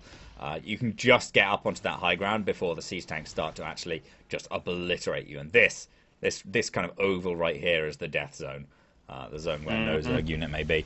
And yeah, I mean, Zode, he just can't move up towards that natural base. Towards that fourth base. He can't move up towards the natural here. Some run-bys towards the fifth base over here could have some efficiency once it actually gets landed and some SCVs get transferred over there. But I imagine that'll be turned into a planetary by Sabre, so it shouldn't actually, be too threatening or be too threatened. Very true. Now, as this Zerg moves out with the maxed out supply, these siege tanks are in a pretty good position. A couple of them not sieged, but the majority of them are. And, of course, with those supply depots creating that kind of awkward potential engagement for Zode, he has to be so careful. The Vipers? I'm assuming that's what you're talking about? Zode is making Vipers. I feel a little bit... If Zode wins this off the back of Vipers, I'll feel a little bit guilty, because I did tell him in the main chat, like, dude, do you know how to make Vipers? But, Indeed. Sabre might not be too happy about that if he ends up losing this. Just as long as he doesn't fire me, I'm all good. But, yeah, I mean, those Vipers will completely enable Zode to push up here. He'll be able to push up, like, 3 Blinding Clouds. We'll cover all the defenses here. Like, 2 on that tank, 1 on that tank, and 1 on the tank and the Planetary Fortress. And bada bing, bada boom. That's 1.5 Vipers worth of energy, and you've broken this position. For now, though, Sabre's looking to move out on the map a little bit. The Ultras as well, when they come in, are going to do so well. If Zode gets another engagement like he did on Deadwing, with a big concave and Sabre pressed up against the wall and just blinding clouds the whole army, that's a dead mech army. Yep. Yeah, so our Zerg player does have those options. He does have the ability to take some really cost-efficient engagements. Behind this, Sabre going once again into the battle cruisers. We didn't necessarily see a huge commitment from him in the Vonnie research game, but we did see him kind of make use of those battle cruisers. He is also adding on some of the upgrades for Ravens, but, this engagement, nope. Zode does back off. He doesn't want to commit just yet. And Sabre, he's kind of being forced to just reposition, but he hasn't really been able to go on the offensive for, 10, 15 minutes since that initial strike. Yeah, the Vipers are looking for some yoinks, I think.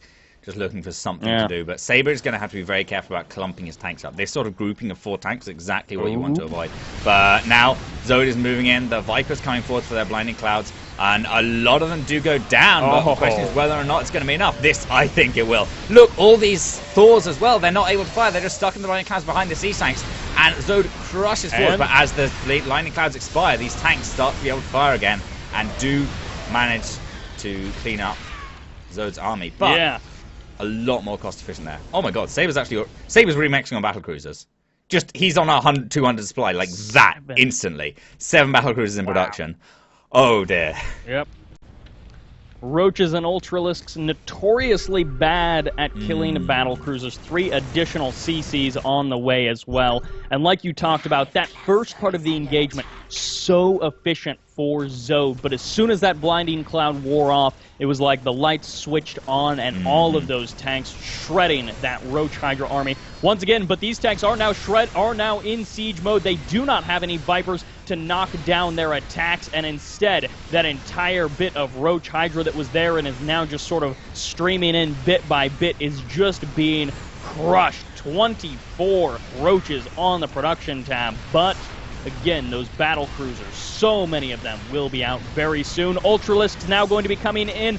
Again, with no Viper support means this engagement won't be the worst actually the Thor's going to be able to escape, but it won't be the worst for Sabre. He will get cleaned up, though.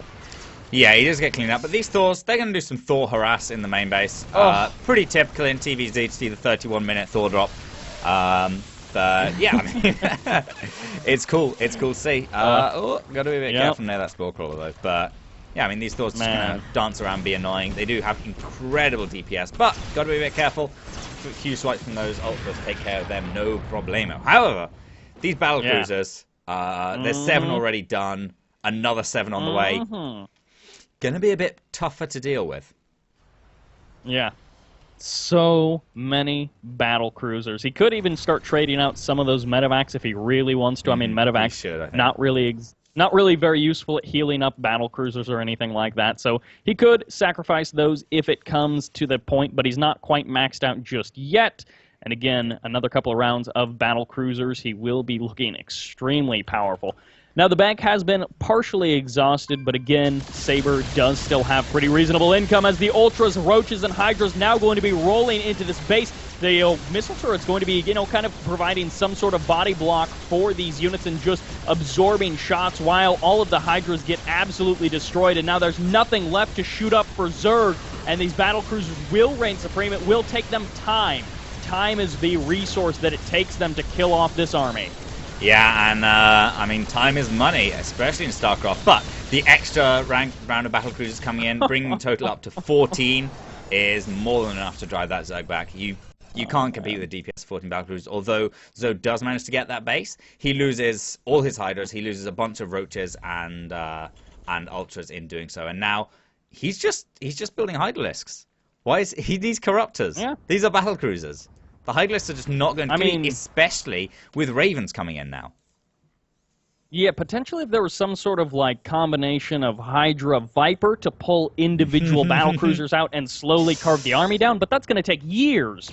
Almost literal years, as the Hydra's now going to be coming in. Seeker Missile's going to be firing off. The splash damage will be tremendous if they land, but they don't even get an opportunity because of how quickly the GG comes out and how quickly those battle cruisers were shredding that army.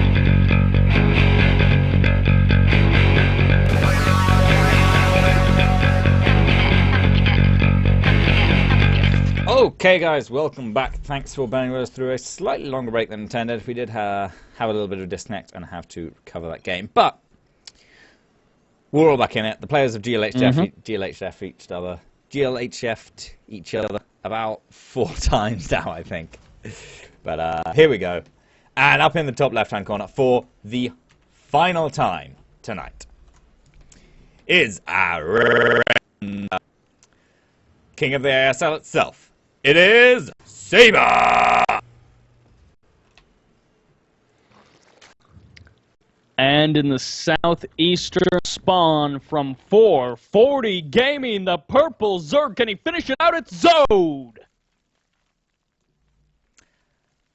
And once again here, Zode back up to his old tricks, some pretty fast gas and pool going on. But of course, that hatch did go down first, I believe. Yeah, it did go down first. So, not committing to it too much as he did in, say, Game 1.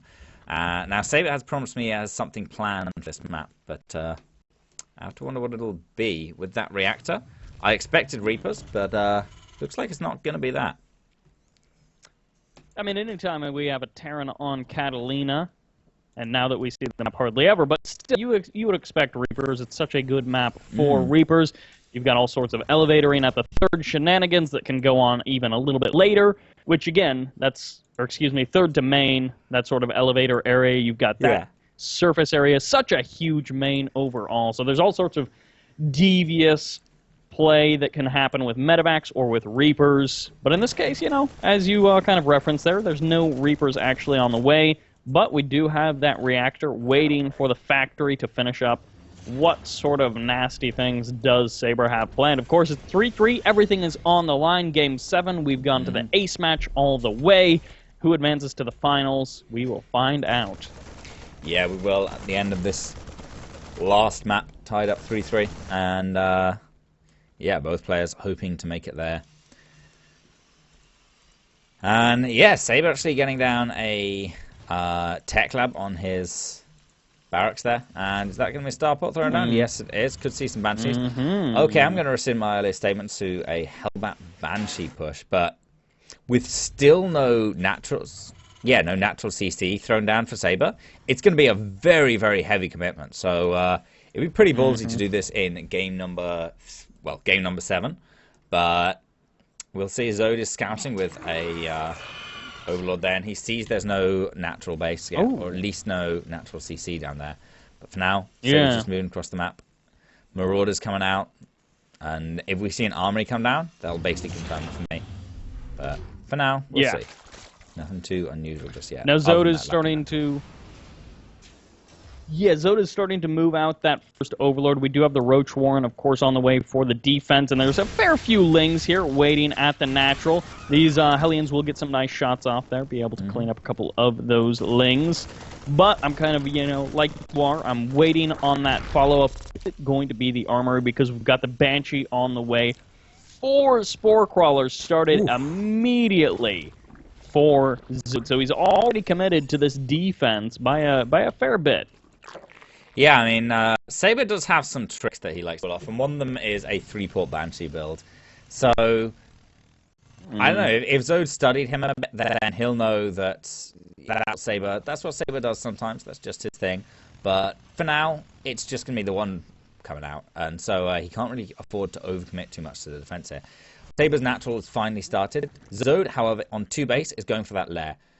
Very likely, I think we're going to see some 2-base Spire play coming in here. And Sabre at the minute is very, very vulnerable to that. Only got about 3 Marines out or something. 2 Marines even. Okay. Yeah, so there's the 3rd gas being taken by Zode. He is going to be adding on that 4th now. So he is, gassing up his main and his natural. Like you mentioned, the 2-base layer is here. And Sabre pokes in up to that kind of potential, one of the potential 3rd base locations. He's got the Banshee over by the other one, and he's like, all right, you don't have a 3rd, you're going for a 2-base play. What exactly is your trick? And there's the scan revealing the layer. He's probably got a pretty good idea of how this is going to go down. He even sees it finished. He's got the exact timing there. Yeah. What's he gonna do from this? He needs to start some kind of, and the armory does go down. Looks like he's gonna get some doors out, but I mean he has to get that in time. Hey, he should be okay. Okay. Wait a minute.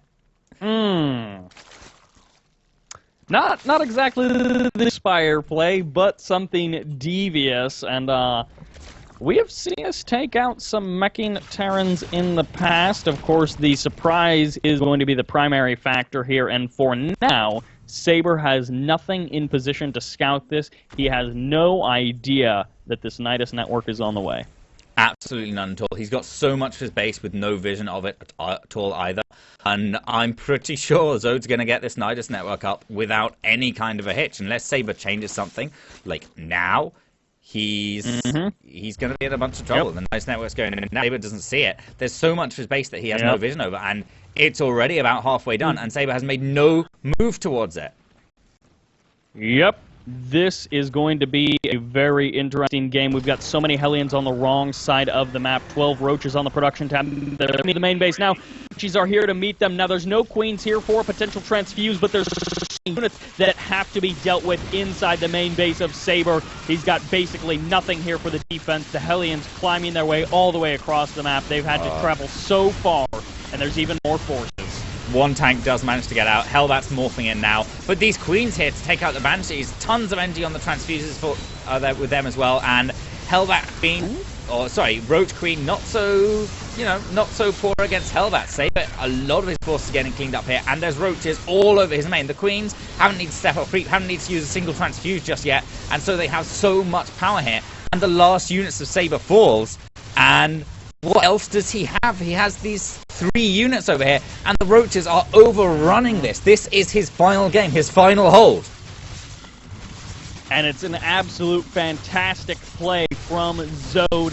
What a read, what a decision to make, and like you were saying, there is almost nothing left for Sabre. He's probably got just a glimmer of hope, this cloaked Banshee, but the Overseer is there. As you mentioned, the Queens are also here. He's staying in the game, but it's almost not worth it as Zode is just powering further and further ahead. Yeah, this Cloak Banshee is his final hope. Cloak's nowhere near finishing, though, and as you say, these 4 queens are here. With their 7 range, more than enough to contend with the Banshee, and Sabre is staying in this because, as you say, this is the final game of his quarterfinals, the final game of his tournament life. Everything is on the line here, but for Zode, Zode's got to be feeling pretty happy already. He's so far advantaged in this game, and it's gonna be crazy for Sabre to make a comeback. It has to be one of those miracle games, something that we basically never see. Something so incredible of a hold, so incredible of a comeback that it is almost impossible. Now the Banshee getting that good work done. A couple of the Roaches will be falling, but both of the Widow Mines are on cooldown. The SCVs continue to be just lower and lower in number, as we have 13 workers, but only 5 army supply for Sabre. Everything is pushing in, and this 2-time reigning champ of ASL Challenger League is going to fall. He is going to fall as his final Banshee falls from the sky. Slightly at the top of the map, the last building inside his main falls. Sabre, his last dying words in the chat as his as the victor of this series. Catching fire. Troubles through his base. Sabre. He wants to know that he was beaten by the champion. He wants Zode to go all the way. Yeah. Zode promises to his best, and with that, Sabre's going to give that GG and tap out the game. So, ladies and gentlemen, we have our victor. We have our first finalist for ASL Vanguard League. It is going to be 440 Gaming's Zode.